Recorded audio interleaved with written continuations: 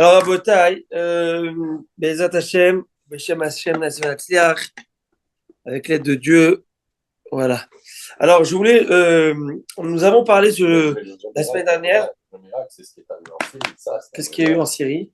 ils ont téléporté une équipe, un commando, et ils ont fait Ah, on sait pas c'est qui, mais oui, ça c'est encore un autre miracle. Mais de toute façon, il faut qu'Hachem protège tout là. Amen. Amen. Et puis, vous savez, de toute façon, comme il a dit Bibi Netanyahu aux Américains là, parce qu'il leur a dit, ouais, ça va, ça suffit, les gens du Nord peuvent rentrer chez eux, style, ils peuvent, vous savez qu'ils sont tous des déplacés là. Mais C'est une vie, c'est pas une vie en fait. Non, c'est pas une vie. Et pas d'école, pas de, c'est comme des itinérants. Ils sont dans des Les pauvres chéris, les gars, ils ont bâti toute leur vie là-bas et dans des hôtels, on dirait c'est des hôtels, mais c'est des homeless, les gars. Voilà, c'est là. Alors il a dit, il a dit non, il a dit pas du tout, je les amènerai pas chez eux tant qu'ils sont pas en sécurité. Et donc, tant qu'on ne nettoie pas comme on a nettoyé le Hamas et qu'on ne nettoie pas le nord d'Israël, je ne vais pas les ramener. Pourquoi les ramener? Pour que 2 semaines après on les ramène? C'est quoi ça, vivre dans ce stress? Vous savez ce que c'est? Ils ont envoyé marcher même des Yéménim, des Témanim, un missile balistique. Non, c'est pas un missile balistique. Si, ils l'ont dit. Hypersonique, ça s'appelle hypersonique. Hypersonique, ça dépasse en 11 minutes qui est arrivé. C'est pas quelque chose qui est. 11 minutes, Rabotai, et 24. Vous savez ce que c'est 2000 km? Tu n'as pas le temps c'est rapidité. À tel point où, bon, en fin de compte, ils l'ont désintégré dans l'air avec 3 missiles. Ça a dû coûter une somme folle, chaque missile. Chaque missile coûte $50,000. Maintenant, il faut l'enlever.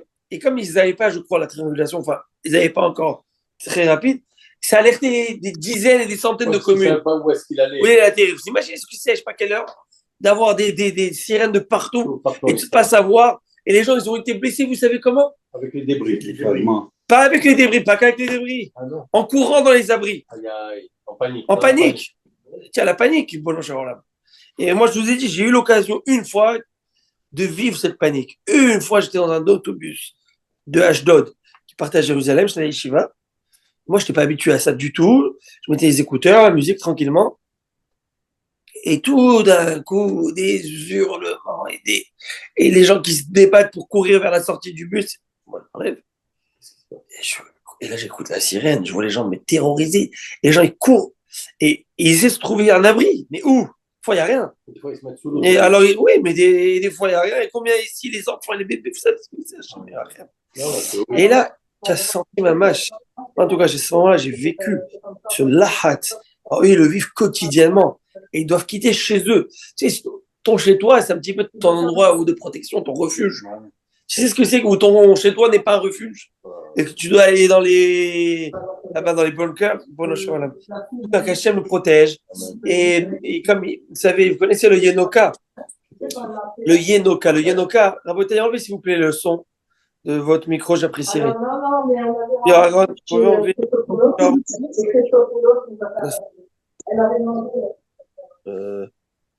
Parce que ça faisait plus de... Voilà, alors ce que je disais, alors ce que je disais, c'est on a commencé 2 minutes plus tôt. Et on va faire, ils sont trop à l'heure, ces gens. Shalom. Ça va, David? Ça va. Alors, Rabotai, et alors, vous connaissez Haiski, il s'appelle Chizkiyahu, j'oublie son nom de famille, c'est un enfant handicapé. Depuis qu'il est enfant, il ne devait pas vivre. Et il a 14-15 ans aujourd'hui. Et il est trop cute. C'est un Hassid, avec un chapeau, je peux vous montrer. Il est dans une chaise roulante. Tu vois qu'il... Comme il a un problème, il a des tuyaux, il parle avec. Bref. Et lui, il est proche du Yenoka. Le Yenoka, c'est le Rav, le jeune Rav qui a toute la Torah. Alors, il a rencontré le Yenoka. Il faut voir, chacun de ces rencontres sont filmées. Si vous comprenez ce qu'ils disent, c'est trop cute. Qui c'est qui dit? Les deux qui parlent. Qui se parlent. Et lui, il parle, et lui, il parle. Et lui, cet enfant, il est méchazek, toujours en train de renforcer tous ceux qui le voient. Wow. Et il va à l'hôpital, il renforce. Il faut voir comment il parle avec une maturité. Je ne sais pas quel âge il a, la vérité. Il a avec une maturité qui est impressionnante. Il dit, Kvodarav, comment être méchazek l'homme Israël? Alors, il faut voir. Alors, à un moment, ils discutent. Et Baruch Haba tout le monde, Rabbi Moyal, Rabbi Marco, d'où vous êtes? Je ne reconnais pas la cuisine. Ça, c'est la cuisine de New York. Toujours à New York, chez Brave. Ah, c'est la cuisine de New York, c'est ça. C'est ça. J'ai compris. Alors, eh ben, vous êtes un bon grand-père. Oh, Rachem. Oh, Rachem. Ah, Tzadikim. Comment ça va, Tzadi? Comment tu t'appelles? Réhouven, Reuven. Et toi, mademoiselle? c'est ça, c'est Esther. Esther Amalka. Ah, tu es belle comme une princesse. Baruch Hashem. Et ça, Ok, c'est alors, Ayala. c'est qui? C'est qui? Ayala. Je vois pas. Abaddon. Je vois la cuisine. Ça, c'est Baby Ayala, voilà. Aïe, aïe, Ben Porat Yosef. Ben Porat Yosef. Merci. Ok, Dieu vous les protège. Alors, en tout cas, alors là-bas, le jeune, le jeune, il parle avec le Rav. Il dit, Rav, j'ai eu une discussion à l'hôpital d'un soldat. Il a perdu son bras, il a perdu ses jambes pendant la guerre à la Gaza. Et moi, je suis là en train de renforcer, en train de renforcer. Et je lui dis, c'est toi, tu es incroyable, tu es plus que moi. Il lui dit, non, c'est toi qui es plus que moi, incroyable. Il dit, il dit, non, toi, c'est plus que moi, incroyable. Pourquoi? Parce que toi, jusqu'à 28 ans, tu vivais normalement et tout d'un coup, du jour au lendemain, tu n'as plus accès à quoi que ce soit. Tu ne peux plus bouger, tu ne peux plus danser, tu ne peux plus rien faire. Et lui, le seul il dit, non, toi, tu es incroyable, parce que toi, tu n'as jamais eu ce temps-là, que moi, au moins, j'ai pu au moins jusqu'à 30 ans avoir. Et il lui dit, alors il dit comme ça au Rabbi, il dit, Rabbi, qu'a raison de nous deux? Il dit comme ça au Rabbi Enoka. Alors Enoka, il dit, dis-moi, toi, qu'est-ce que tu penses? Il dit, moi, la vérité, ce que je pense, je lui ai dit, nous deux, on a raison. Chacun selon sa perception. Moi, selon ma perception, je pense que lui, il a raison.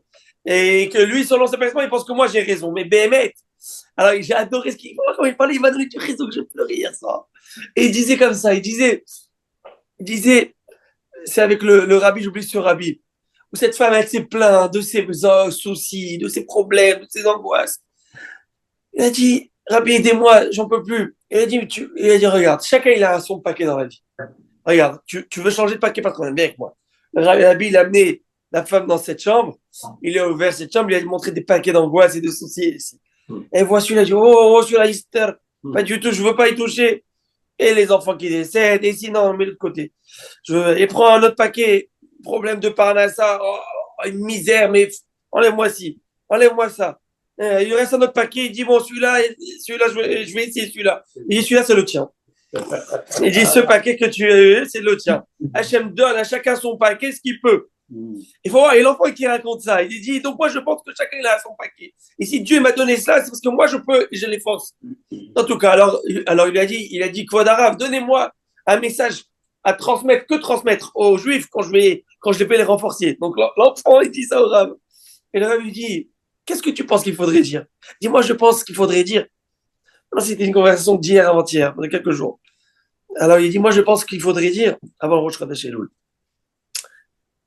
Et pourquoi c'est avant Rosh Chodesh Elul? Parce que les Bachorim de la Yeshiva, durant les vacances, il y a ce qu'on appelle Ben Azbanim. Avant le mois de Elul, c'est les vacances dans les Yeshivot. Depuis Tisha B'Av jusqu'à Rosh Chodesh Elul. Alors il est venu le voir durant les vacances qu'on appelle Ben Azbanim, entre les temps. Et il était le voir. Il a dit, j'étais vous voir maintenant, Kvod Arav, et pas avant, parce que je sais que ça vous aurait fait beaucoup de peine si je quitte le Beth Midrash pour venir vous voir. Alors maintenant que c'est les vacances, je me permets de venir vous voir. Il faut voir, le Rav, il était venu nous voir à sa bar mitzvah l'année dernière. Ça fait 2 ans. Au grand kavod, il lui a fait. À cet enfant, c'est impressionnant cet enfant. Il faut que je vous montre la vidéo. En tout cas, alors le Rav, il lui dit, alors qu'est-ce que tu penses qu'il faudrait dire aux gens? Il dit, moi je pense qu'il faut leur dire Ardout, Ardout, Ardout. S'aimer, être un seul peuple, un seul peuple, un seul peuple. Ça suffit avec les querelles. Ça suffit avec les divergences. Ça suffit avec ces disputes. Enough. Et l'enfant Hassid qui dit ça, il dit ça suffit. Et il lui dit pourquoi? Il dit parce que il a dit une phrase, elle m'a bouleversé cette phrase. Après, je me suis arrêté, j'étais fatigué. Il a dit, parce que Mashiach, il veut libérer un peuple, pas 2 peuples. Bravo. Et quand il a dit cette phrase, Béhémet, il m'a donné là. Et un peuple, Rabotai, on n'est pas 2 peuples. Mashiach, il n'est pas là, il veut pas. Et là, il m'a donné. Il veut pas avoir à choisir entre 2 peuples juifs. Il a un seul peuple. Alors il attend de choisir son peuple. Le peuple, le Ham Israël. Et c'était tellement pertinent pour moi, cette explication de faut voir. Bon, il y a la suite de la vidéo. Je vous enverrai peut-être vous verrez un petit peu. C'est très, très, très, très intéressant à voir. Maintenant, vous savez, on avait fait un shiur jeudi dernier où on a parlé de la parole, la parole, la parole. Vous savez, un chant comme ça, les paroles, les paroles. Voilà. Rabbi Maurice va nous chanter le tube. Mais Rabotai, on a parlé de l'importance de ne pas discuter à la synagogue, de ne pas parler durant les moments de la prière. Il faut le faire remarquer que BMT, on a eu un très long speech sur ça, donc jeudi, 3/4 du cours était basé sur ça. Et puis j'en ai même parlé avec Rabbi Yosef Gabay, Joe, j'ai parlé avec Rabbi Ohana, on a eu une longue conversation pour travailler sur une idée. Et puis ce Shabbat, j'ai été agréablement surpris de la prière. J'ai parlé aussi à quelques personnes de manière, on va dire, one by one, comme ça. Et j'étais agréablement surpris jusqu'à la Kriyat Torah. Franchement, c'était du sans faute, c'est le cas de le dire. Après Kriyat Torah, il y a eu des petites choses, mais bien plus acceptable par rapport à. Alors, moi, j'ai pas de rétroviseur, mais j'ai compris que les décibels, ils sont derrière. Donc, c'est un travail à faire, c'est un travail. Mais, vous l'avez remarqué pour ceux qui étaient là, maintenant, il y a une chose qui est vraie, il faut le dire. Quand il y a les bar mitzvot étrangères, et qu'il y a 150 invités, hommes et femmes confondus, d'extérieur, qui parfois ne se rencontrent que voilà, ils se rencontrent que maintenant, ils sont là pour parler. Bon, on a parlé de ne pas parler à la synagogue. Une des choses qu'on avait discuté, c'est de l'idée de. J'ai parlé avec un ami que j'aime beaucoup, qui est proche à mon père énormément, c'est Rabbi Harry Gabé ici. Et Rabbi Harry me dit, mais tu sais, c'est bien beau de ne pas parler, mais à un moment, on a cette complexité, cette difficulté, c'est qu'on ne comprend pas ce que l'on lit. Donc, à un moment, tu t'ennuies des fois. Et des fois, quand c'est pas toi qui fais. Donc, un Hazan, il est Hazan, il fait. L'autre, il fait les Mizmorim, l'autre fait les Télim, l'autre fait ci. On va dire, il est dans le feu de l'action. Mais celui qui est comme ça, on va dire, un peu plus passif. Alors, je lui ai dit, écoute, c'est vrai qu'il faut comprendre ce que tu dis. Et donc, aussitôt dit, aussitôt fait, pragmatique. Rabbi Harry, comme je l'aime, il est parti de suite se faire acheter ce sidour, les portes de la délivrance. C'est un sidour que j'apprécie énormément. Rochim Abbaïm, Rochim Abbaïm. Aïe, aïe, aïe, aïe, aïe, aïe, aïe, Bechavod. Il y a de la place ici, Rabbi Eliaou. Ici, Bechavod. Attendez un instant, je vais vous donner.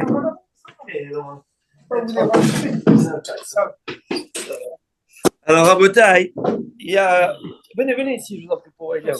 Tiens, pas là, super. Ah, Zakouvarou. Rabbi Marco. Et traduit aussi. Non, mais là, je vais vous montrer la particularité de ce livre.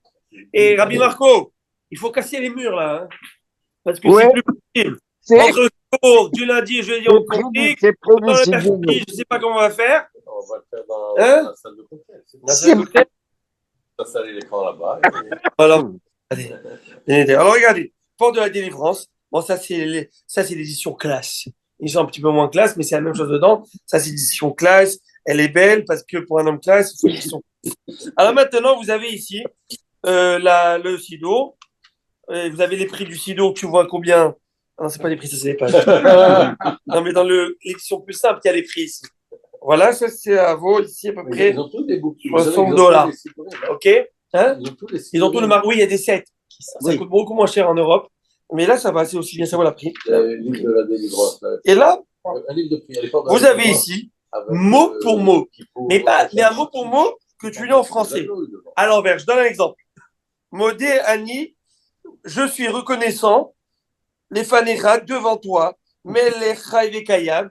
Alors, je pense pas que tu vas faire toutes les prières, tu vas tout lire en français. Il y a des commentaires. Mais, ouais, déjà les commentaires sont géniaux, mais ce qui est génial au-delà de tout ça, c'est sa traduction. Et je pense que, on va dire par prière, le Shabbat, tu dis, c'est quoi ce Shabbat? Je vais prendre 2 ou 3 mises morts que je vais me concentrer. Ou dans la Hamida, je vais prendre cette semaine 3 ou 4, cette prière 3 ou 4 bénédictions où je vais me concentrer avec mon français pour savoir de quoi on parle. Et puis après, à force, 3, après un autre 3, tu verras que facilement tu auras ton sido dans la main. Et ce qui est génial avec ça, c'est vraiment mot pour mot. Et moi, je vous ai dit, moi, je suis hébraïsant. Donc, je comprends la majorité de ce que je lis. D'accord? J'essaye. Et puis, mais quand tu lis, moi, ma langue maternelle, c'est le français. Tu as étudié les chivot, même tu es à la maison, tu es pétri avec l'hébreu. Mais langue maternelle, c'est le français. Donc, c'est le français. Donc, je disais que le Shabbat dernier, j'étais comme ça. Et puis, j'étais en train de faire le Birkat Amazon sur ça. Mais moi, j'ai plein de Zmirot de Shabbat, tout ça, Ok, des fois, il faut faire le tri.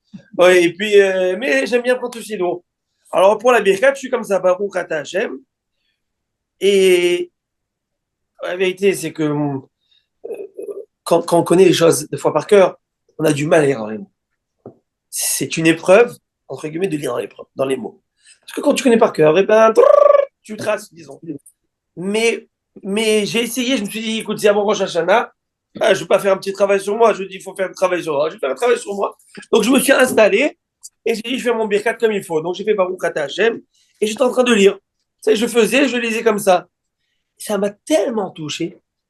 Tu sais, quand j'ai dit ce Shabbat, j'ai dit à Kadosh Baruch Hu, toi qui nourris tout le monde avec ta bonté, avec ta bienveillance, avec ton abondance, grande et grande miséricorde, il donne du pain. Et moi, je voyais les halot, je voyais ça. Et j'ai dit, Hachem, j'ai pas de mots pour te remercier pour cette bracha que tu me donnes. J'ai de quoi nourrir mes enfants, j'ai de quoi nourrir mon épouse, j'ai de quoi et ben, tout d'un coup, j'ai une émotion qui m'est venue. Et je pense que le fait est que tu lis en français, tout de suite, tu as ça. Donc, vraiment, je vous invite à l'acheter. Il est très, très, très bien fait. Il est complet.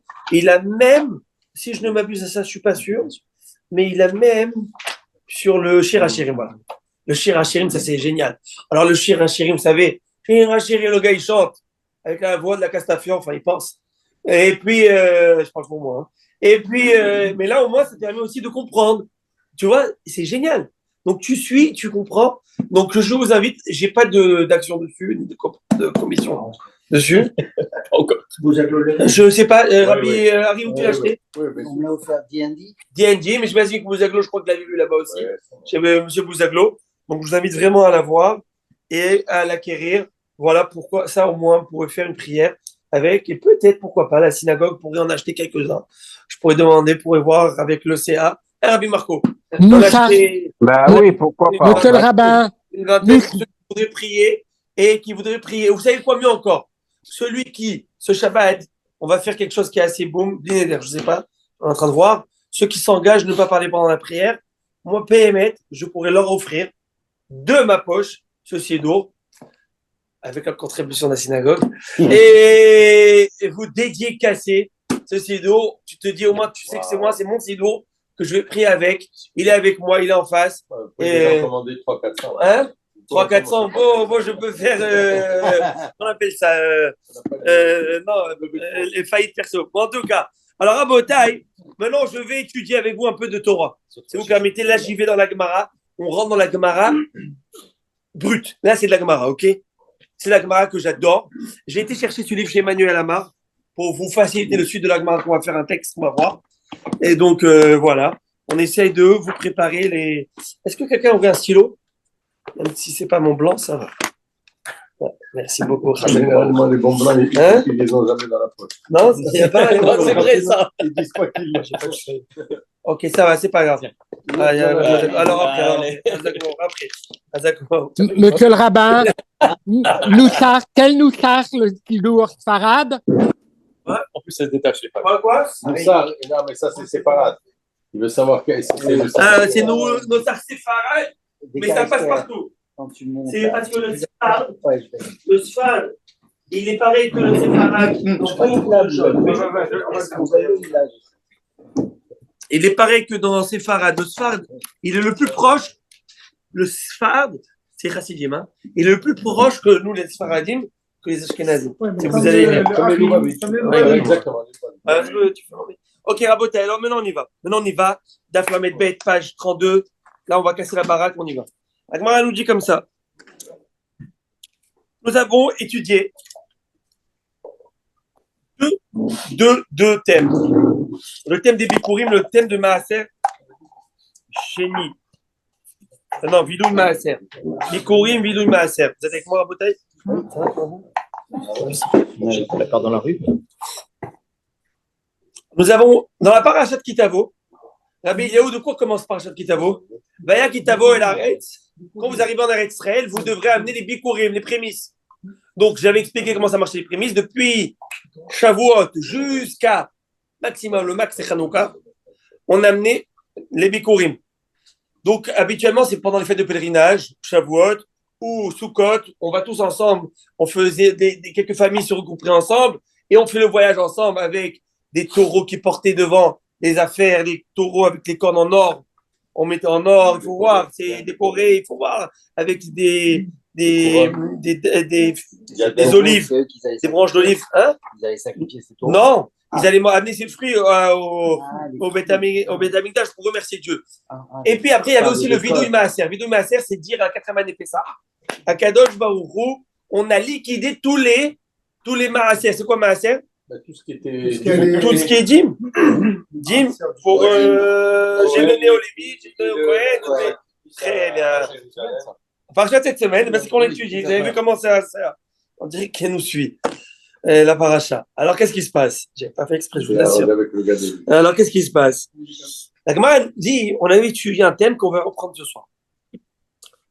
Tous avec moi, on est Daf Lamed Bet 32, folio B, au milieu de la page. Tanya, Rashbi Omer. C'est qui Rashbi? Rabbi Shimon Bar Yochai. Rabbi Momi, ça va? Rabbi Shimon Bar Yochai nous dit Omer Adam Shifro Bekol Namour Vegnuto Bekol Ram.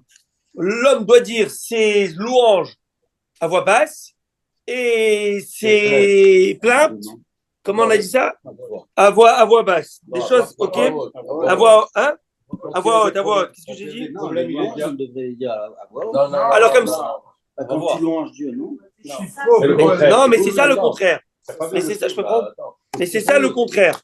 C'est ça ici. Rabbi Shimon Bar Yochai, il nous dit le contraire. Qu'est-ce qui se passe? Il nous dit tu dois parler les compliments à voix basse et tout ce qui n'est pas compliment, qui est contraire et plus péjoratif, disons, à voix haute. D'où on l'apprend? On l'apprend des bikurim. Les bikurim, c'est écrit que tu dis quoi dans les bikurim? Tu dois raconter l'historique. Comment on est arrivé en Eretz Israël? Tu dis Arami, Oved, Avi. Vous savez ce qu'on dit dans la Haggadah de Pessah? Arami, Oved, Avi, c'est dans la paracha cette semaine. Tu dis, nous étions de Aram. Et il y a Arami d'Araméen. Et il y en avait un, Zrob, qui voulait nous tuer. C'est qui? Lavan. C'est notre grand-père. Et puis après, on était en Égypte. Et après, et Dieu nous a fait sortir. Donc, tout ça, on voit qu'on peut le faire à voix basse. C'est pas écrit dans le Torah qu'il faut le dire à voix haute. Donc, on voit, non, excusez-moi, ça, on voit qu'il faut le faire à voix haute. À voix haute. Maintenant, on retrouve qu'au contraire, Biarti à Kodesh Minabayit, j'ai fait ce que tu m'as demandé, j'ai fait ce que tu m'as. On voit que tu le fais à voix basse. Ça, c'est le vidouille Maaser. C'est peut-être par un abat aussi. Alors, c'est bizarre. C'est contre-inductif. Pourquoi ça? La Gemara tout de suite a dit. La Gemara a dit. Mais alors on est là. Là, Rabbi Yochanan Mishum Rashbi. Mais Rabbi Yochanan nous a enseigné. La Gemara a dit mais c'est pas possible de dire une chose pareille. Quelque chose qui ne marche pas dans l'explication que tu donnes. C'est mal exprimé, en tout cas, ou c'est mal compris. On a dit pourquoi c'est mal compris. Parce que tu vois bien que Rabbi Yochanan lui-même a dit au nom de Rabbi Yochanan, de Rabbi Shimon Bar Yochai, un autre enseignement. Mais pneumatiknut fila belahash. Pourquoi les Chachamim ont demandé que la Hamida, la prière, soit faite à voix basse? For which reason? Pour quelle raison? Kedei shelo levayesh tov ve'avera. Pour ne pas faire honte à ceux qui ont fait des averot. Et maintenant, ils sont en train de se confesser à Dieu. Ils parlent à Dieu. Hachem, j'ai fait ci, Hachem, j'ai fait ça. Le gars, il écoute tout ce qu'il dit. C'est honteux. Donc, c'est ça qu'ils ont dit, fais à voix basse. Donc, tu vois que la Torah et les Chachamim font très attention à la dignité de la personne. Comment Rabbi Shimon Bar Yochai nous dit, dans le premier passage que nous avons vu, que tu dis tes louanges à voix basse et que tu dis ce qui ne va pas à voix haute. C'est contradictoire. Vous voyez ce que je veux dire ou pas? C'est Mathiel. Oui. Pardon. Mais la Hamida aussi, elle est répétée. Et tu vas dire, tu dis dans le schéma Kolenu. Oui, Rabbi Mordechai. Oui, la Hamida, après, elle est répétée à haute voix. Oui, mais là, elle est répétée de manière brute. Oui, d'accord, le Hazan, mais elle est répétée à haute voix quand même. Oui, c'est vrai, mais il n'y a pas de confession perso dedans. C'est pour toute Ah, ok. Mais elle est la même chose. Oui, mais sauf que Rabbi Mordechai, je vous ai bien dit, le dernier jour, que dans la Hamida, tu te dois de rajouter des choses qu'il faut rajouter. Si tu veux rajouter quelque chose, je ne sais pas, moi, tu as fait une affaire et tu veux que ça passe, cette affaire. Tu as quelque chose, la santé. Exact. Tu dis à Dieu dans Refaenu, À la fin, tu vois dans le Patach aussi, c'est écrit. Ah ouais. Tu peux demander Yiraton Exact. Oui, il y a un arrêt avec oui, exact. Hachem. Donne-moi la bonne santé, s'il te plaît. Donne-moi pour mes enfants, un Kadosh Baruch Hu. Dans Shema Kolenu, tu peux parler à Dieu. Donc, toute la Hamida. Bref, même avant que l'Amida soit écrite en tant que telle. Voilà, je vais aller mieux encore. Avant même que l'Amida soit écrite en tant que telle comme on l'a aujourd'hui. Tu vois bien que Chana, on apprend de Chana, elle faisait sa prière à voix basse. Pourquoi? Cette idée-là, Rahamim m'apprennent d'ici pour pas faire honte à celui qui doit confesser des choses. Gagner la dignité de cette personne, vous voyez? Donc, comment toi, Rabbi Shimon Bar Yochai, tu me dis une chose et son contraire? Tu me dis, l'homme dit ses louanges à voix basse, et ce qui est moins élogieux, tu le dis à voix haute, et de l'autre côté, tu dis que la Mida, ça marche pas. Ça marche pas. Est-ce que Shema Kolenu est dans la Mida de Shabbat? Bien sûr que non. Shabbat. Non. Mais tu peux quand même parler à Dieu. Mais comment ça se fait qu'elle n'est pas? Très bonne question. Parce que les Chachamim, ils ont résumé toutes les bénédictions du Shabbat à 7 bénédictions. Et parce que la Hamida, elle a une structure claire. 3 premières, qui est Magan Abraham, Mechayam Etim Atakadosh, et les 3 dernières. 3 dernières, c'est quoi? C'est Retse, Vatabiracha Mecharabim, Amachazir, Shechinato Letion, Modim qui se termine, Atov Shimcha Ulchana et Leodot, Sim Shalom. Ça, c'est la structure, la tête et la fin. Maintenant, au centre, il y a toutes les autres Berachot. Les Chachamim m'ont demandé de faire une Beracha le Shabbat pour résumer, pour faire moins lourd. Parce que Shabbat, il y a beaucoup de choses, il y a les Soudot Shabbat, il y a tout ça, que ça soit plus léger. Mais ça, c'est une chose. À part ça, c'est que le Shabbat, Chachamim disent, on ne demande pas de demande personnelle le Shabbat. Il n'y a pas de demande personnelle le Shabbat, c'est demande collective et non pas personnelle. Parce que aussi les Hamidot rappellent quoi? Les sacrifices, n'est-ce pas? Et les sacrifices publics. Ouais. Maintenant, on peut amener un sacrifice personnel, mais pas le Shabbat.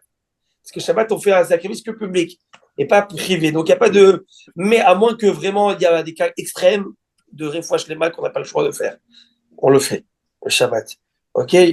On le fait. Maintenant, j'arrive à mon explication de la Gemara. La Gemara a dit, il faut comprendre différemment les choses. La Gemara a dit, déjà, d'où on sait que la Torah fait tellement attention à la dignité des personnes, de ne pas leur faire honte, même si le gars c'est un ripou, c'est un pourri. Faire attention à la dignité de la personne. Alors, Sha'are lo hilakakatu makom ben hatat leola. Car la Torah n'a pas fait de distinction entre l'endroit de l'offrande hatat, qu'un fauteur apporte, et de celui de la hola. J'explique. Il y a plusieurs formes de korbanot. Il y a korban hola, un holocauste, et il y a hatat expiatoire. Il y a des holocaustes qui sont amenés de manière la générosité du cœur. C'est-à-dire, je veux offrir à Hachem, remercier Dieu pour tout ce qui me gâte, tout ce qui me donne. Merci à Hachem, un élan d'amour, et bien, excès de zèle, un bon excès de zèle, et bien, tu amènes un korban à Dieu, tu amènes un hola. Il y a plusieurs hola. Et il y a aussi des hatat. C'est un toda qui va être hola. Il y a plusieurs. De quelle manière, de comment. Et puis, korban shlamim, korban toda, korban. Et puis, il faut savoir qu'il y a aussi des offrandes expiatoires. Quelqu'un, par mégal, a profané le Shabbat, il ne savait pas que c'était interdit, il ne savait pas combien c'était interdit, il ne savait pas qu'aujourd'hui c'est le Shabbat. Ok, pas mort d'homme, tu as fait tes Shabbat, tu vas amener un korban. Tu as fait une avéra, tu as fait quelque chose, tu as mangé quelque chose d'interdit qui demande une avéra, qui demande un korban. Il y a des choses qui demandent un korban. Tu as mangé du cochon, il n'y a pas de korban. Mais tu as mangé du suif, c'est un grain interdit. Il y a des korbanotes, il y a des korban. Alors, la Torah, maintenant, c'est korban, il y a des degrés. Maintenant, il faut que je vous montre où on égorge le korban. Là, j'explique. À Botaï, celui qui est sur place, c'est l'expérience IMAX. Celui qui est sur le Zoom, c'est différent. Vous avez ici le Beth Amikdash. Ok, alors à Botaï, je ne sais pas si vous voyez. Oui. Okay. Je fais juste un peu le cocktail. Le système. Le cocktail. La muraille en bas. C'est là. Non, c'est ici. On m'a ravi. Alors là, c'est ici. Ça, c'est Darom, Tsafon. C'est ça. Ah, c'est ce mur qui est ce mur-là. Ok, très bien. Parce que j'ai jamais été capable de savoir où est-ce qu'il était situé. Voilà, Maharav. C'est celui-là. Très bien. Derrière Kodesh Kodesh. C'est là, derrière.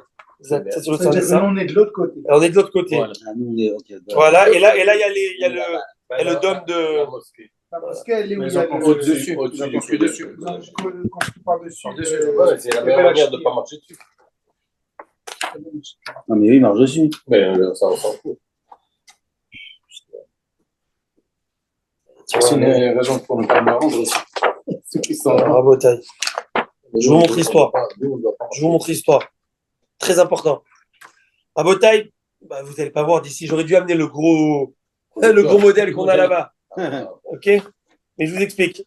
Ça, c'est l'entrée. Alors, je ne sais pas s'ils voient ici. Je le mets. Ça, vous voyez ça ici? Plus haut, On appelle ça un Nicanor. C'est ici qu'on met la femme pour la sota. plus haut, plus haut. On voit C'est pas. ici qu'on met la femme pour la sota. À l'entrée. Hein? À l'entrée. Alors, c'est où cette entrée? En fait, je vous explique. Parce que c'est important que vous puissiez le voir. Et je vais essayer ici d'abord qu'il faut le voir. Ça, c'est le Beth Amikdash en tant que tel. Ok. Le Beth Amikdash ici en tant que tel, vous avez ici la Izat Nashim. Quand on dit Izat Nashim, il y avait hommes et femmes, ok? Là, il y a des marches. Ces marches-là, tu montes en haut. Et ces marches, il y a 15 marches ici. Elles t'amènent à cette porte. Shara Nicanor, il y a toute une histoire avec ces portes. Maintenant, tu ouvres ces portes, tu tombes à ça, à l'hôtel, le Misbéach. Ici, il n'y a que les Kohanim qui peuvent rentrer. Ah, déjà. Ouais, c'est fini. C'est grec, Nicanor. C'est lui qui avait offert. Maintenant, on avance, tu ouvres les portes ici, de cet immeuble, de cet édifice, qui s'appelle le Kodesh. C'est le Echal, le sanctuaire. Dedans, il y a la menorah, il y a le table des pains pour proposition, et après, dedans, il y a un rideau, et ici, au bout, il y a le Saint des Saints, où il n'y a que le Kohen Gadol qui rentre. Yom Juste, Kippour. il y a Yom le- Kippour. il y a le Martha de Ketorah. Alors, venez, alors maintenant, je vous montre. Ça, c'est beaucoup plus gros. C'est l'espace de, je vous ai montré où il n'y a que les Kohanim qui rentrent. Maintenant, un type, il amène son korban, et il s'appuie sur le korban, il faut le savoir. Il fait ce qu'on appelle smicha. Il s'appuie fortement sur la tête du korban et il pleure à ce moment-là. Et il fait tout, il fait bidouille, il pleure. Le Kohen prend, donc où je suis moi, je m'en perds les. Voilà, alors il est là, donc il vient d'ici. Et là, vous remarquerez, là, vous voyez pas en petit, il y a plein de boucles. Il y a des boucles à terre. C'est pour mettre à terre l'animal et l'égorger. Pour pas qu'il bouge. Maintenant, cette Hazara, à cet endroit, qu'on appelle la Hazara, il a un espace. Il y a le sud, l'ouest, l'est et le nord. Ça s'appelle le nord. On est au nord. Le nord, c'est l'endroit le plus kadosh, le plus élevé pour faire les corbanotes. Les corbanotes les plus sacrés, c'est là-bas qu'on les égorge.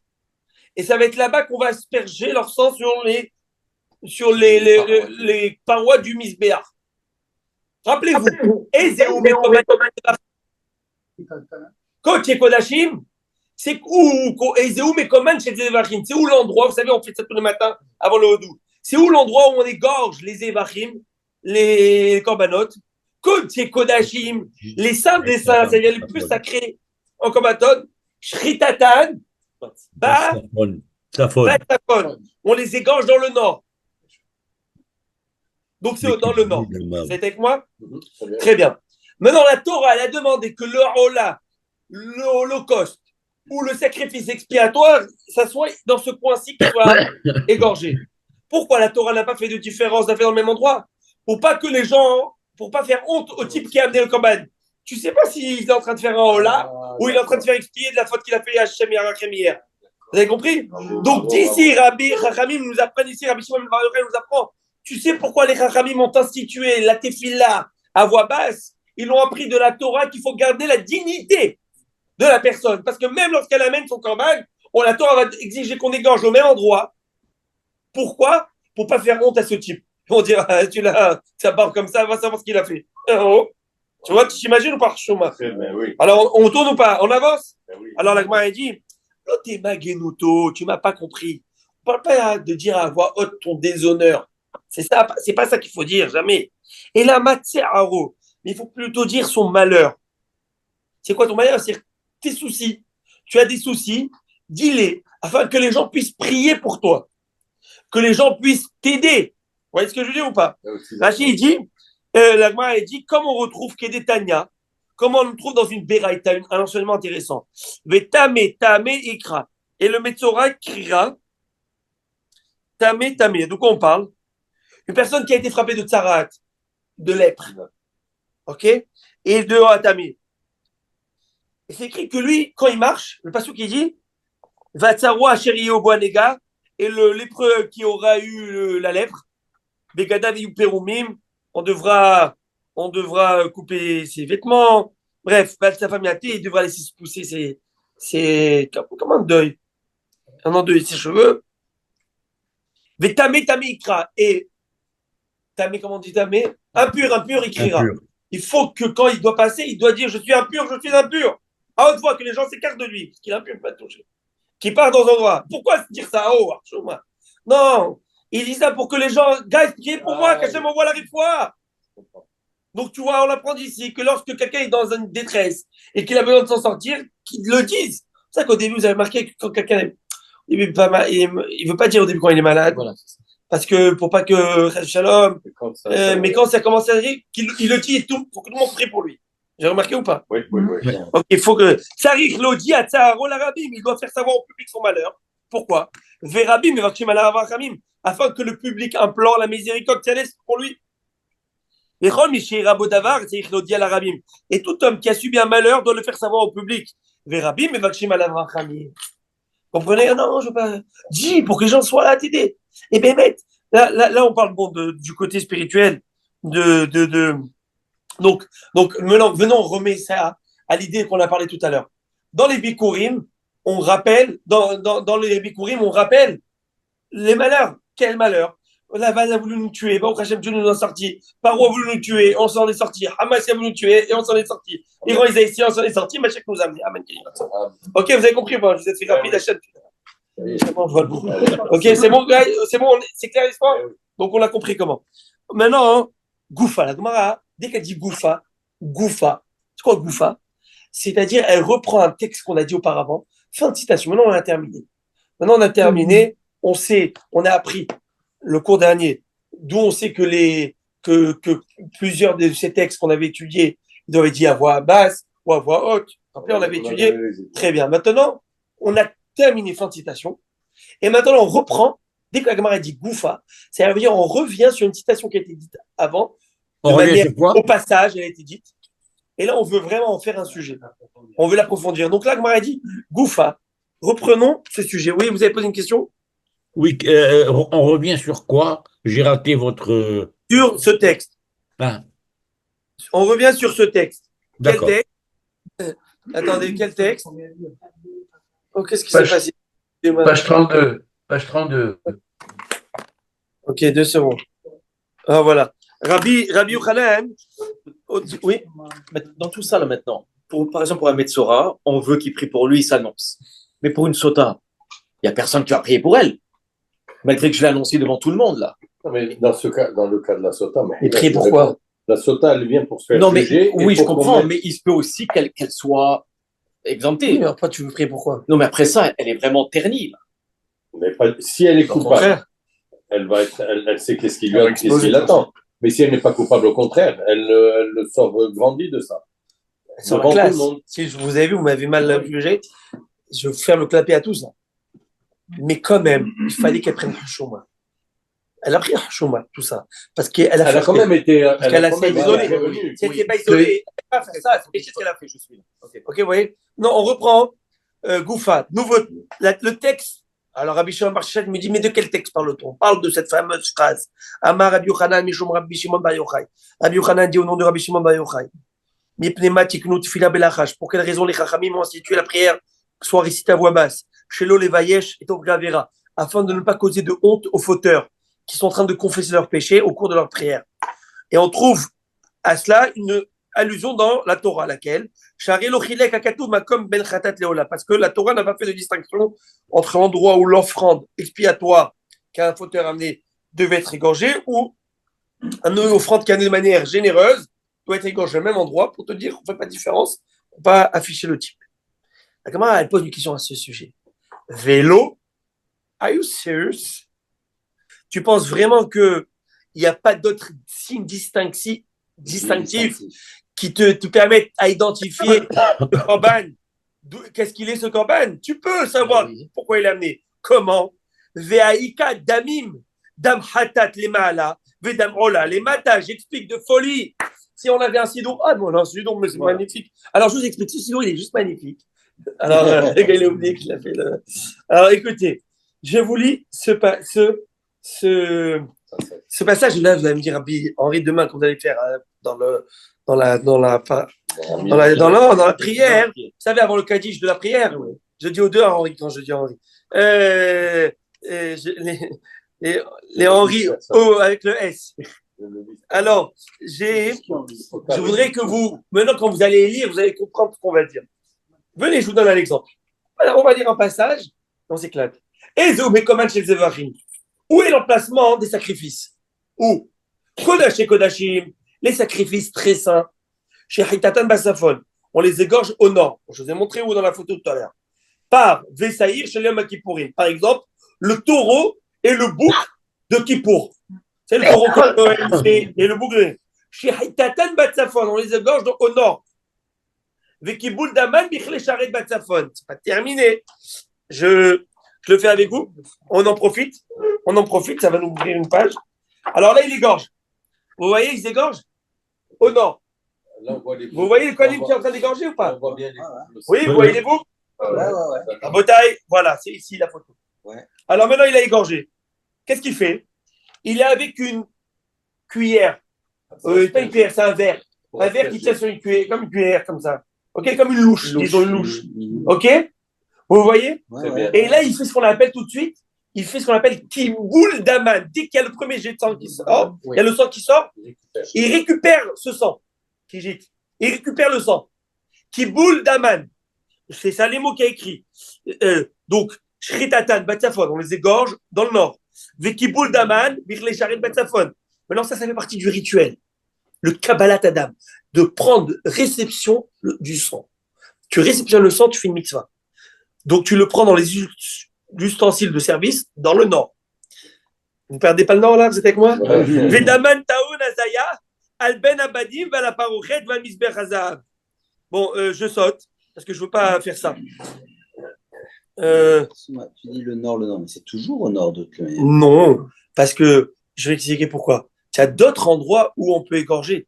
Dans la Hazara, au nord, au sud. Peut-être, tu as raison. Tu as raison que tu dis, mais combien au nord? Combien près du Misbéar? Combien près du Misbéar? Mais c'est très bonne, une bonne chez là, Harry. Harry, il a été carbure, c'est bon ça. Harry me dit, mais attends, tu fous de moi ou quoi? Mais des anneaux, il y en a qu'ici. Tu veux égorger où sinon? Pose une très bonne question. Réponse, c'est exactement ce que la Torah te dit. Je n'ai pas fait de différence. Je vous ai tous mis à égorger là-bas pour pas faire de différence. Alors tout le monde égorge. Voilà. Pourquoi c'est du bécon dans ton hasard?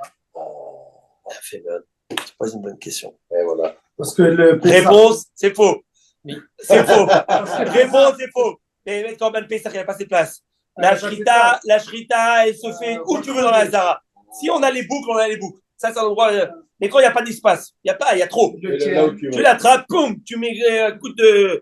Vous avez déjà vu? Donc voilà. Donc c'est l'endroit. Les boucles ne seront pas obligées. Tu as raison. Il y en a seront pas obligées ces boucles-là. Et ensuite, il y a des crochets. Non, parce que normalement, ils sont là. Normalement, les boucles, ils sont ici. Ce qu'on appelle les loulaots, ils sont ici. Tu les vois, ils sont vraiment bien à la Hazara. Mais tu as raison qu'on pourrait faire dans toute la Hazara. Si c'est pris. Tu fais la queue comme tout le monde. Hein. Tu vois, s'il y a. Elle raconte qu'une fois, fait ça. Il y avait. Il y avait 1 200 000 reins. Ça veut dire 600 000 agneaux égorgés. Ça veut dire 600 000 agneaux égorgés dans une journée. En quelques heures, bien sûr, parce que c'est pas écrit dans le passage qui dit Israël ben Arbaï. C'est en quelques heures. Ils avaient le sang partout. C'est incroyable. C'est incroyable. Tu sais ce que c'est? Non, il y avait ça partait. Où ça partait? Maintenant, question, Rabbi. C'est moi à la maison. Ça partait dans les. Il y avait des sorties. Eh oui. Question. Pourquoi reprendre le sang? Pour quelle raison? Ah, alors Rabbi et Shalom, ils demandent pour quelle raison. On prend le sang. Ça fait partie de la Avoda. La Avoda est très importante. Il faut que je vous explique quelque chose. C'est bien parce qu'on parle de ça, je suis content qu'on en parle. Parce que maintenant, ça va ouvrir beaucoup d'horizons. Tu égorges. Ça, c'est clair. Là, tu peux pas avoir le sang sans égorger. Mais Bémet, pour égorger, tout le monde pourrait égorger. On pourrait pas rentrer là-bas. Mais s'il y avait lieu d'égorger dans Bechoma comme Shema Hazara, on aurait pu égorger partout. Pas besoin de t'asseoir un Cohen pour égorger. Même avec Israël. Mais, ouais, il aurait pu. Mais non, c'est le Cohen qui le fait. D'accord? Le Cohen, il égorge. Après, il met cabé le sang. Il faut prendre de sang. Pourquoi prendre de sang? Parce que le sang doit être aspergé sur le misbéach. Veshahatu oto. Ayer et Hamisbéach. Safona. Ils l'égorgeront sur le côté du misbéach, côté nord. Vezarku bene Aaron akohanim et Abdam. Et les Bnei Israël vont être, les Bnei Aaron et les Kohanim vont jeter, asperger ce sang sur le misbéach. Ça s'appelle Zrikat Adam. Kabbalat Adam, réception du sang. Zrikat Adam, aspersion du sang. Si l'aspersion du sang n'a pas été faite, le korban n'a pas été accepté. C'est l'un des principaux services qui se fait durant le korban. Et après, il va y avoir la combustion du sacrifice. Mais est-ce qu'après, il y a un nettoyage qui se fait? S'il n'y a pas eu aspersion? Est-ce qu'après, il y a un nettoyage qui se fait pour éliminer tout ce sang? Ou ça disparaît tout seul? Ça part. Ça part. Donc on a aspergé, ça. Il y a des Il y a des miracles. Il y a des miracles. Il y a des miracles. Et mieux encore, un Cohen qui était sale, vous ne pouvez pas faire un korban. Il fallait être propre. Alors comment il se change à chaque fois? Mais Rabbi Malkiel, ça veut dire quoi? Le sang, il disparaissait? Il partait. Il y avait des conduits. Mais le Cohen, il a plein de Il avait les épaules larges. Non, il avait les conduits là. Oui. Ça fait toute une bouche là. Imagine un peu le sang qu'il a.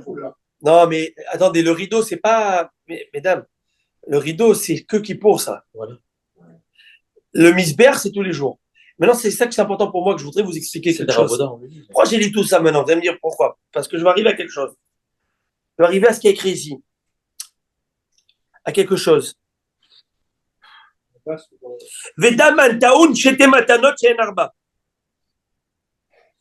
Par exemple, un korban, et leur sang nécessite 2 aspersions qui forment 4. Qui sait c'est-à-dire quoi 2 aspersions qui forment 4? Celui qui me dit ça, one shot, $1 million. Non, je rigole. Mais qui me dit ça? Qui font 4. Il doit asperger 2 aspersions qui font 4. À Botaï, dites-le moi. Yadaïm, 2 mains. Les 2 mains. Non, ouais. Regardez à Botaï. Il se met sur le coin nord. Et quand il asperge, il doit avoir la manière d'asperger de bonne manière. C'est une technique. Dans les 2 côtés. Donc, il faisait d'une pierre 2 coups. Vous avez compris ou pas? Elia, t'es avec moi? T'es avec moi, Elia, ou pas? Elia, t'es avec moi ou pas? J'arrive à faire ça ou pas? D'une pierre 2 coups? Dans le golf, tu fais ça. Une pierre 2 coups. Maintenant, il faut parfois faire les 2 côtés. Donc, à l'arba keranot.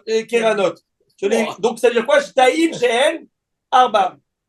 Si tu fais 2 fois, tu fais les 2 angles de chaque côté, ça te fait les 4 parois. Maintenant, pourquoi je dis tout ça? C'est que la Gemara nous dit, ici, attends, le hatat et le aula, ils sont distinguables. Comment? Très simple. Comment distinguables? La Mishnah nous dit, le hatat, ça, j'ai amené tout ce livre pour vous amener ça. Tout ce livre, c'était pour vous amener ça. Pour vous amener Ah, là, il est plus beau. Là, il est joli, non? Est-ce que vous le voyez là? Oui. Grand format. Qu'est-ce que vous remarquez? Il faut avoir de bons yeux. C'est qu'il y a un fil rouge ici. Pas celui que vous achetez au côté à 5 shekels. Le fil rouge ici. Vous voyez au milieu là? Le misbéach, il faisait 10 amot. 5 mètres. Le misbéach, l'autel sacré. L'autel sacré faisait 10 amot. De la base de hauteur. C'est 5 mètres. ça qui fait, il qu'il fallait avoir la pente là, ok? Donc, maintenant, qu'est-ce qui se passe? Il y a un fil rouge, vous le voyez, le fil rouge au milieu? Le hatat, l'aspersion se fait en haut du fil rouge, parce qu'on apprend d'un verset. Je ne vais pas commencer à rentrer dans les détails du verset. Et le haut là, il se fait en bas. Donc tu pouvais distinguer si c'est un hatat et c'est un haut là, tic-tac, vous voyez ou pas? Tu me dis, tu sais, la Torah, elle a fait attention à la dignité de l'homme, ne pas lui faire honte. C'est pourquoi on t'apprend que l'amida, tu dois faire voix basse. Preuve, la Torah, elle a demandé d'égorger le haut là, l'Holocauste, et le sacrifice expiatoire dans le même endroit pour pas faire de différence. Et Rabbi Alex, on m'a dit, mais c'est quoi cette histoire? Mais tu peux savoir, je peux t'identifier en 1 minute si le corban, il a un corban expiatoire ou il n'est pas. Si l'expiatoire, le Kohen va asperger en haut. S'il n'est pas expiratoire, le Kohen va asperger en bas. Donc qu'est-ce que tu me dis, la Torah, elle fait attention à la dignité? À la fin de l'histoire, on va le savoir. Réponse de l'Agma que j'adore. Aïe, aïe, aïe, quelle belle réponse. Atam, Kohen ou Deyada. Là-bas, lors du service du sang, c'est qui fait le service? Il n'y a que le Kohen. Il n'y a que lui. C'est mon père. Il n'y a que lui, vous voyez. Il n'y a que lui. Il n'y a que lui qui sait. Est-ce que lui sait? Est-ce que lui, c'est tout le monde qui est en train de voir? Il n'y a que lui qui sait. Le sang symbolise la vie. La raison pour laquelle le sang est retiré, c'est parce qu'il symbolise la vie. On dit que Adam, oui. c'est la vie de l'homme. Oui, mais pourquoi tout ça, ça se faisait? À ce moment-là, le gars, il était en haut, il voyait, il pleurait. Les larmes de son corps, il pleurait. Parce qu'il devait penser que tout ce qui est en train de se passer, c'est lui qui est en train de se passer. C'est lui qui aurait dû être égorgé. C'est lui qui aurait dû être... Exactement, c'est sa vie qui est sauvée. C'est lui qui aurait dû être sur le misbéach. Et tu sais, quand tu vis ça, alors, il te reste une larme dans ton corps. Ça, c'est une vraie tchoua. Quoi? C'est ça le misbéach. Non, mais là où ils vont le brûler, c'est là. Alors, vous savez quoi? On se fait un petit équipe, juste une petite parenthèse maintenant, parce qu'on est dedans. Si déjà on est rentré dans le Beth Amikdash, chose qui n'est pas permise habituellement, bien on fait un petit tour. Ok. Alors, on fait un petit tour dans le Beth Amikdash. Regardez. C'est le principe de la capara. C'est le symbole de l'alliance entre Hachem et Israël. Ouais. Le sang. Bon, il faut faire affaire. Oui. C'était l'accent que j'avais posé, mais on ne l'asperge pas. Ouais. Et on ne réceptionne pas le premier. Non, mais au contraire. Mais au contraire. Ouh là là, je tiens à faire une remarque très importante. Les caparottes que nous faisons, c'est juste une image qui a des années-lumière de notre corban. Si quelqu'un pense que c'est un corban, il fait un grand péché. Je le dis. Si quelqu'un pense que c'est un corban, il fait un grand péché. Il vaut mieux que prendre 2 poules pour le péché de ce qu'il a pensé. Ouais, vous avez compris ce que je veux dire? Parce que c'est péché de penser qu'il y a des sacrifices dans ce temps-ci. On ne peut pas dire sûr. Par exemple, mieux encore, Rabbi et Aaron, tu vas acheter la viande pour Pessah à Eden, ou tu veux, whatever. Tu ne peux pas dire j'achète le Pessah. J'achète la viande, tu peux pas dire j'achète la viande de Pessah. Parce que le Pessah, tu donnes l'impression que c'est de l'agneau pascal. Et tu donnes l'impression que tu es en train de faire un corban alors qu'on n'a pas de tamidash. Tu dis j'achète la viande de Yom Tov, de la fête. Pour te dire combien c'est grave de croire que c'est un corban. C'est juste une idée, c'est une image. On dit comme elle va mourir. Si moi j'aurais dû mourir, qu'elle aille à ma place. C'est tout ça l'histoire. Mais pas. Alors maintenant, je voulais quand même vous montrer quelque chose, si vous permettez. C'est important pour moi de le lire avec vous. Ah, ok, on y va. Est-ce qu'on peut le faire ensemble? Oui. Je lis. Kratot Atibour, les sacrifices expiatoires de la communauté, Ve'ayachid ou du particulier. Elouel, les voici. Kratot Atibour, expiatoire de la communauté qui viennent des deniers de la communauté. On appelle ça du contribuable. C'est Yeri Rashi Chodashim et Shemoadot. Rosh Chodesh, c'est un korban. Le fameux Moussaf qu'on fait de Rosh Chodesh. Bam! Ça s'appelle Korban Hatat. Shel Moadot, il y a aussi des fêtes. Moussaf des fêtes. Chez Hitatan Batsafon, on les égorge dans le nord. Vekibuldaman, Michesharet Batsafon, on réceptionne le sang au nord, dans le nord. Vedaman Taoun, Arba Matanot, Al Arba Keranot. Et leur sang mérite une aspersion matanot. C'est quoi matanot? Rappelez-vous matanot. Matanot, c'est je donne, je mets, j'asperge. C'est ce que Moshe Rabbeinu a fait pour le peuple d'Israël. Matanot, elle demande 4 aspersions à l'arba kéranot sur 4 côtés. Ouais. 4 points. Comment? Comment tu fais ça? Explique-moi. À l'arba kevesh, tu montes dans le kevesh, tu montes ici dans la pente, dans la rampe, ou pana, ou balo les keren des romites mizrachit. Tu vas le côté vers sud-est. Vous voyez ici, au milieu de la pente, là, tu vois pas bien. mais je ne sais pas si ici tu pourrais le voir, mais au milieu de la pente, il y a comme une petite bifurcation au milieu ici, vous voyez, tu peux marcher. Il y a comme un petit estrade, attention, pas tomber. Donc tu viens ici, et qu'est-ce que tu fais? Je vous lis. Il gravissait la pente et se tournait vers le pourtour, qu'on appelle le Sovev, au milieu ici, le pourtour. Ou balo, les keren des romites mizrachit. Et tu vas au coin sud-est, mizrachit, téphonite, puis nord-est, téphonite, maravite, maravite, Maravite des Lomites. puis sud-est, chez et Adam. Et ce qui te reste dans le sang, Aya Chofer, elle est sonde des romites. Tu vas jusqu'au bout, du côté sud. C'est où le sud? C'est là. Et tu vas du côté sud, il y a un petit trou ici. Vous voyez le petit trou ici? Un tout petit trou, vous ne voyez pas en photo. Et tout le reste, tu le verses dans le trou. Où tu le vois? Dans les 4 coins. Regarde les 4 coins là, il y a comme un petit tube. Ouais. C'est pour le Nissoura Yahin et Nissoura Maïn. C'est pour la libation d'eau et la libation du vin pendant son côte. Ah, on ne peut pas tout faire le chasse maintenant. Il saurait là. On y va. Tu te rappelles pas quand tu étais Cohen? Dans une autre vie. Mais vous allez voir, on va voir ça, Beth Amidash. Vous savez qu'on prie ça tous les jours. Hachem, fais-nous revoir ta shrina dans Beth Amidash. Mais je vous ai dit qu'on allait voir un petit film. Ouais.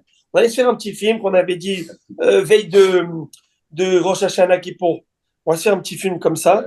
Surtout avant Kippour. On n'est pas loin. Oh mon Dieu, ça avance vite. Bon, regardez, ok. Alors, qu'est-ce qu'il fait?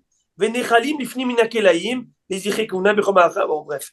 Donc, vous avez vu, maintenant, ça permet un petit peu plus de comprendre et de catcher l'histoire. Rabbi, je me souviens que dans Shemot, Moshe Rabbeinu asperge le peuple d'Israël avec le sang.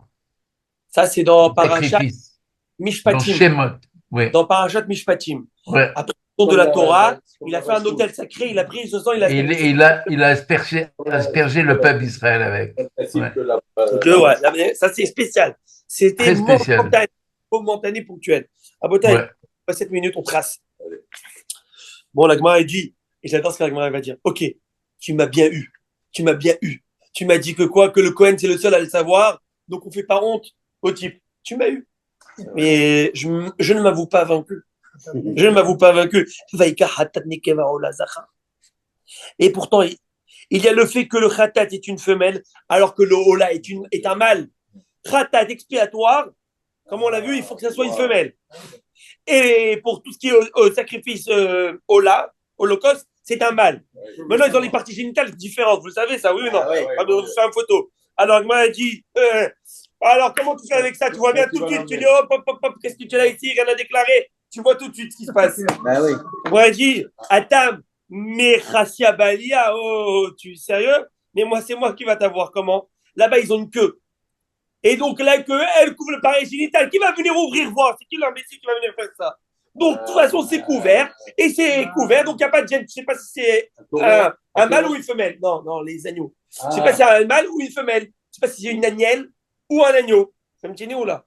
C'est bon? Les agneaux, on peut pas voir? Non, tu as la queue qui est. On achète l'agneau, on mange tous le mouton, mais on ne sait pas que quoi ça allait. Ok. Mais moi, je vivais à la campagne des années, donc pas que de Saint-Luc. J'ai pas la campagne, la vraie campagne. Donc, je suis un vrai campagnard. Mais pendant la récréation, je m'amusais à aller prendre les épis de maïs et grimper sur les arbres pour les prunes et on faisait le truc là pour les agneaux. Bon, en tout cas, je vais pas rentrer dans ça. Hachem, elle passe des trucs là. Non, mais ça existait pas. De toute façon, ça existait, bien sûr. On était avec la Wi-Fi direct. C'est considéré que si tu fais honte à une personne, c'est comme si tu versais du sang. Bien sûr. Mais quel rapport là? Non, mais là, parce que tu parlais de traiter la personne dignement et de respecter. Et honte quand elle va venir à Véro.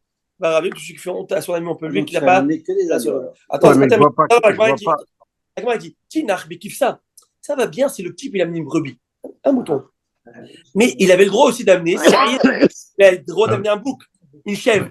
La chèvre, j'ai été voir dernièrement les chèvres dans la petite ferme, elle n'a pas de queue. Donc, tout de suite, il pourra voir s'il a une appareil génital homme ou mâle ou femelle.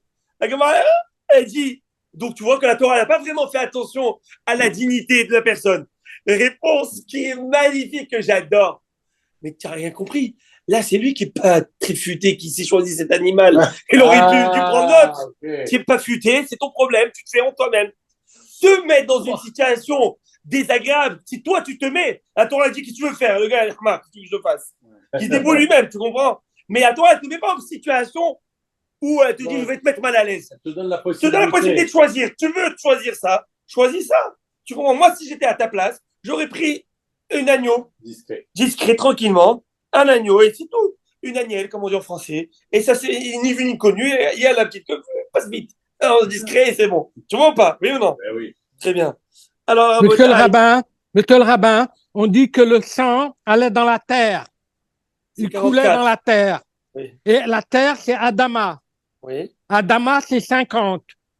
Oui. Or, la paracha de Kitavo, c'est la 50e paracha de la Torah. Et on le sait parce qu'il y a 50 lettres dans le premier passouk. Et vous avez le Adama, votre sang et tout ce que vous voulez dans le 50. Tadarava. Faut trouver quand même un lien conducteur. Dans En la avant. kavod. Ok, alors à Botaï, je termine avec ça et on terminera le jour avec ça. Il m'a dit, attends. Atam, Youd et Kamirsef Nafché. L'Akba, c'est lui-même qui se fait honte sur lui-même. C'est lui qui s'est amené ce honte. Comment on dit en français? Il n'a qu'à se. Comment on dit en français? Il n'a qu'à s'en prendre à lui-même. Mais des baïlés, les touilles qui savent comment il t'essayera. Tu aurais dû amener une agnelle et que toi tu te ramènes avec. À base d'amener une brebis, tu te ramènes avec une chèvre. Qui est sortie, comment on dit chèvre. Alors, elle dit, elle insiste. Elle dit non, tu peux pas dire ça, vraiment. Tu vois bien que la Torah n'a pas été très délicate dans tous les cas. Où ça? On va dire, hatat davodat kochavim, delosagé de l'afsir.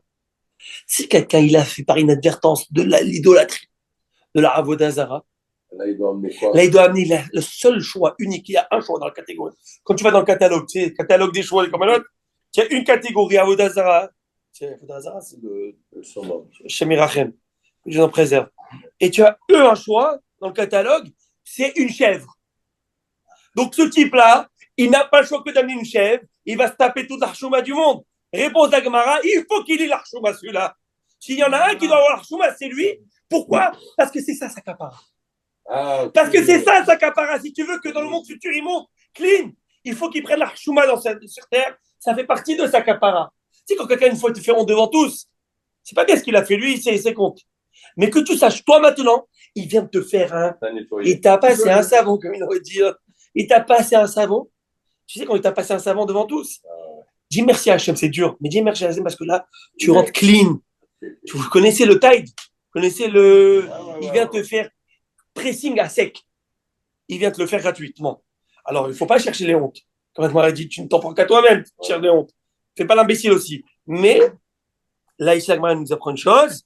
Que quoi? Atam, Nikassif, Vénézil, qui écrit des Nikaperlé, là-bas, dans le cas de l'idolâtrie, étant donné qu'il s'agit d'une transgression qui est tellement grave, il faut qu'il se sente honteux encore et encore afin d'obtenir la réparation. Parce qu'il s'y pense qu'il peut s'en sortir comme ça et qu'il n'a pas été affecté vraiment. La teshuva ne va pas être vraiment ici. Et on veut qu'il soit affecté et qu'il y ait une vraie teshuva. Bon, à Botaï, j'ai eu un réel plaisir d'étudier ce daf de Gemara avec vous. Et bien, Hashem, on se retrouve jeudi. Lundi, on se retrouve avec le Rav Eli Mansour. Il y a le Rav Mansour qui donne un discours en haut. Il parle en anglais, mais il est exceptionnel. Quand je vous dis qu'il est hors norme, c'est une star. Il y a 20h30. C'est une star, public féminin, masculin. On peut tous venir. Et vraiment, c'est une star. C'est un Rav qui est très demandé aux États-Unis. Je vous invite vraiment à venir l'écouter. Bezrat Hashem. Donc, on se retrouve là, mais jeudi. Exactement, Rabbi. Qu'il ne le rate pas parce qu'on l'a eu déjà chez nous. Ah, bravo.